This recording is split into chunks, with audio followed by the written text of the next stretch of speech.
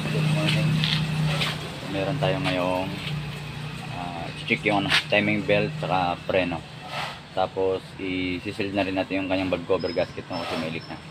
So ito ay 2012 na L300 aluminum band. So bibeto bukas ng Subic, no? Ng Sambales.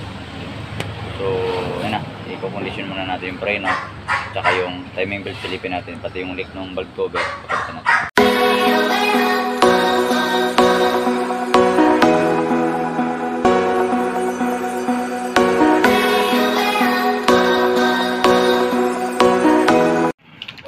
Dito muna tayo mag-una sa loob, no?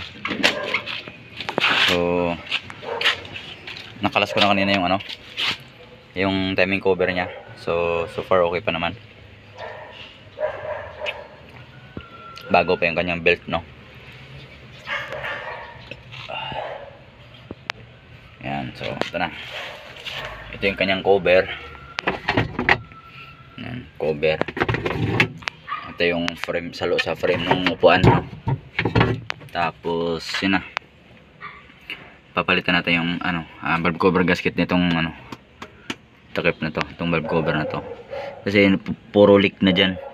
So iniisip ko kanina sa oil seal, no? So pag dito kukunti yung basa dito, mas marami yung dito sa gilid. Yan, yan. Mas marami yung nasa cover, no? Yan, yung cover na yan. So papalitan natin yan. Okay, tatanggalin ko lang yung tornilyo para may labas natin. So challenge to sa mga L300 kasi yan, masikip to. So itong tornilyo na to mahaba to, no? Dito walang problema. Yung nandun sa loob, yun ang mahirap ilabas. So tatanggalin ko to. Tapos yung kabilang tornilyo tatanggalin ko din. Okay? So alright, no? So niluwagan ko na. Tatanggalin ko lang tong 10mm na bolt. Ay, gas.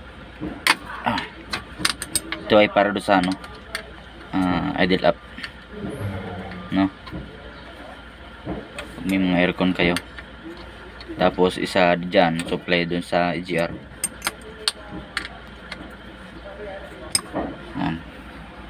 Ito EGR na to. So ito yung supply galing ng alternator.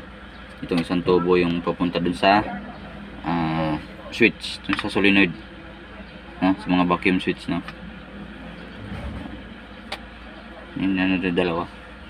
So yun yung para doon. So tatanggalin ko muna yung para mahawi natin. Masikip talaga to. Yung ko sa L3. Natcha-challenge ako pag nagtatanggal ng mga valve cover. Tanggalin ko lang. So yan, tanggal ko na, no? So pwede na natin tong hilain. Baba na natin. Yan. So yan na. So tanggal na siya. So hindi na lang natin yun, kasi hose lang naman yan. So ingat lang natin na mapigtas yung dulo kasi plastic lang yan. So yun ang magka-problema tayo.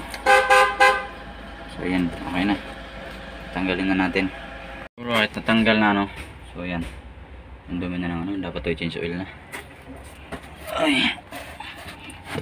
So ang ginagawa ko pag nagtatanggal ako, inaangat ko tong harness niya dito, kasi pag nandito kasi din sa baba, sumasabit yung cover, hindi natin may lalabas.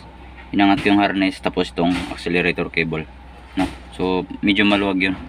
Pagka inangat mo, lalabas siya. May sabit ng konti pero lalabas na siya. Okay?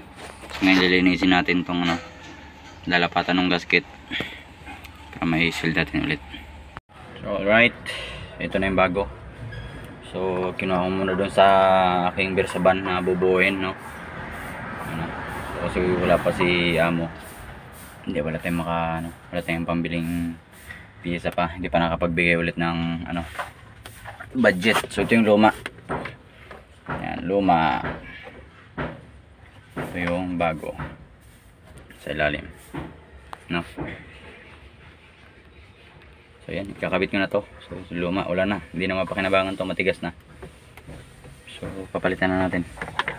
So kakabit ko na to dito. So maglalagay pa rin ako ng silikon, no? Yung dito sa dulo, lalo na yung dun sa likod, yung may half moon, yung may rubber doon na half moon, yun ang madalas na nagtatagas. So papalitan ko, lalagyan ko rin ng silikon yan. Okay, so ikabit ko muna. So yun na, so ikabit ko na, no? So ito ay bago, malambot yan, napipiga mo to. Yan, no? Napipiga mo yan siya. Di tulad nung luma, ito tigas na, hindi na kayang ipitin ng daliri, no? So yan, papalitan na natin. So ikakabit ko na to. So ayan, naikabit na, no? Nilagay ko na yung valve cover, nilagay ko na yung breather hose, tapos yung supply na vacuum, tsaka yung para sa EGR. So ito, tatakpan ko na, no? Lagay ko na yung takip, tapos i-wash ko na ito mamaya, no? So preno na lang ang ano natin, ang ayusin. Tsaka itong ano, yan, sa manibela, laki ng play.